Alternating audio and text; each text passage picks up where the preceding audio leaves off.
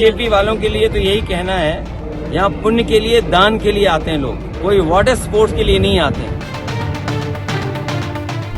नमस्कार, मैं नियाज खान और आप देख रहे हैं न्यूज एक्सप्रेस। यूपी के प्रयागराज में महाकुंभ का मेला चल रहा है। सभी श्रद्धालु आस्था की डुबकी लगाने प्रयागराज पहुंच रहे हैं।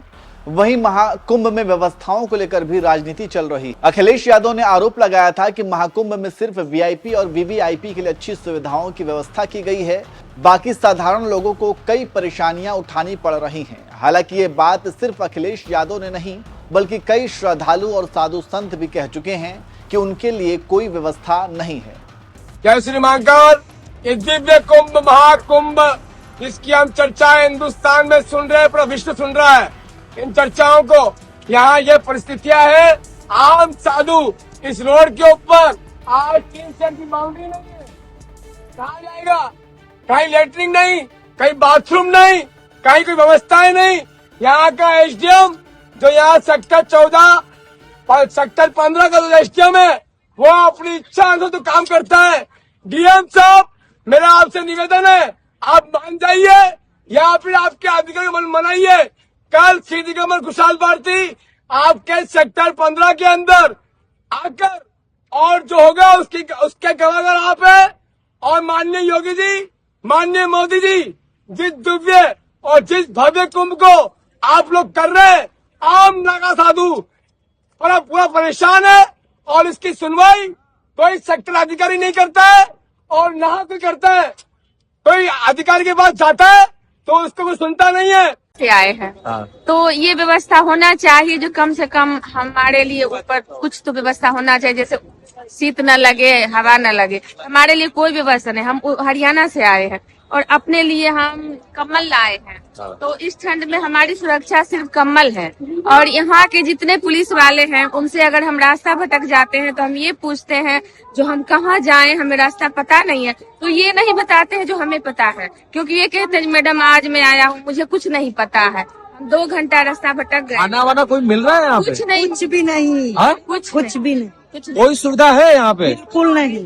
चाय एक बार खरीद के खाए, कुछ नहीं। चाय हम लोग खरीद के पिए हैं, उसके बाद घर से जो नमकीन और बिस्किट लाए थे वही खा के हम हैं। हमारे लिए कुछ रात भर ऐसे खुले आसमान के नीचे? आसमान में कल भी थे और आज भी है। देखिए ये थोड़ा हो गया। सरकार कह रही है बड़ी व्यवस्था। हाँ, यही हम भी दुखी हैं, जो कम से कम ये सर्दी में होना चाहिए। प्रशासन मुझे व्यवस्था दो, मुझे व्यवस्था दो। मेला प्रशासन मेला प्रशासन मुर्दाबाद, मेला प्रशासन मुर्दाबाद। महिलाओं के अखाड़े में कोई भी व्यवस्था नहीं है, किसी प्रकार की सुविधा नहीं है। एक स्थान बहुत मुश्किल से हम लोगों ने बहुत दिक्कत पूर्ण किया है। आगामी जो भी 2 स्थान है, हम लोग बिल्कुल स्नान करने के जाने के मूड में नहीं है, अगर इसी तरह की अन्य व्यवस्थाएं नहीं तो। आप लोग बहिष्कार करेंगे?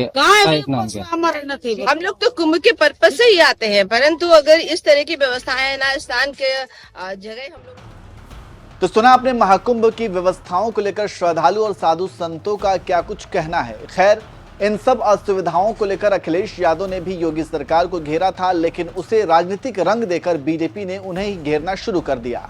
वहीं अब अखिलेश यादव महाकुंभ में आस्था की संगम में डुबकी लगाई तो फिर बीजेपी के पेट में दर्द भी होना शुरू हो गया। जी हां, आपको बता दें कि अखिलेश यादव विपक्षी दलों के पहले बड़े नेता हैं जिन्होंने महाकुंभ पहुंचकर संगम स्नान किया है। वहीं जैसे ही सपा मुखिया संगम में डुबकी लगाने पहुंचे तो बीजेपी प्रवक्ता राकेश त्रिपाठी ने तंज कसते हुए कह दिया कि चलिए देर आए दुरुस्त आए। हम उम्मीद करते हैं कि संगम स्नान के बाद अब सपा मुखिया अखिलेश यादव का चित्त शांत हो जाएगा, क्योंकि गंगा जी में स्नान करने के बाद और संगम स्नान करने के बाद मन को शांति मिलती है। महाकुंभ की व्यवस्थाओं को देखकर अखिलेश यादव अब लोगों को डराना बंद करेंगे। तो इस तरह से बीजेपी प्रवक्ता ने अखिलेश यादव पर तंज कसते हुए उन्हें घेरा। वहीं दूसरी तरफ समाजवादी पार्टी ने अपने एक्स हैंडल पर अखिलेश यादव के संगम स्नान की कई सारी तस्वीरें साझा की। वहीं अखिलेश यादव ने भी बीजेपी को कई सारी नसीहतें भी दे डाली और कह दिया कि बीजेपी वालों के लिए तो यही कहना है कि कुंभ में आए तो सहनशीलता के साथ स्नान करें। यहाँ पुण्य और दान के लिए आते हैं, वाटर स्पॉट के लिए नहीं आते। सुनिए अखिलेश यादव ने संगम में डुबकी लगाने के बाद क्या कुछ कहा। बीजेपी वालों के लिए तो यही कहना है कि कुंभ में आए तो सहनशीलता के साथ स्नान करें। यहाँ पुण्य के लिए, दान के लिए आते हैं लोग, कोई वाटर स्पोर्ट्स के लिए नहीं आते हैं।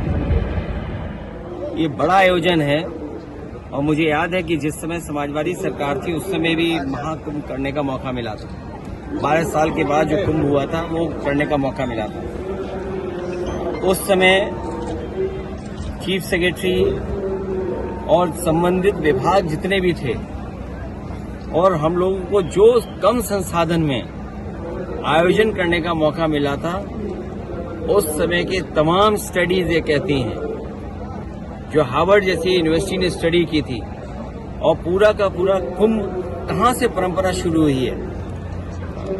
सम्राट हर्षवर्धन के समय से जो हम पे डॉक्यूमेंटेड हिस्ट्री जो दिखाई देती है, वैसे तो ये पौराणिक है, लेकिन जो डॉक्यूमेंटेड हिस्ट्री जिसकी जानकारी हमें और आपको मिलती है वो मिलती है सम्राट हर्षवर्धन के समय की। जिस समय से ये कुंभ हुआ है उसको पूरा डॉक्यूमेंटेड किया है। और यही इस कुंभ की खूबसूरती है कि जो रिवर का कन्वर्जेंस है, तीनों नदियों का जो कन्वर्जेंस है वो हमेशा अलग होता है।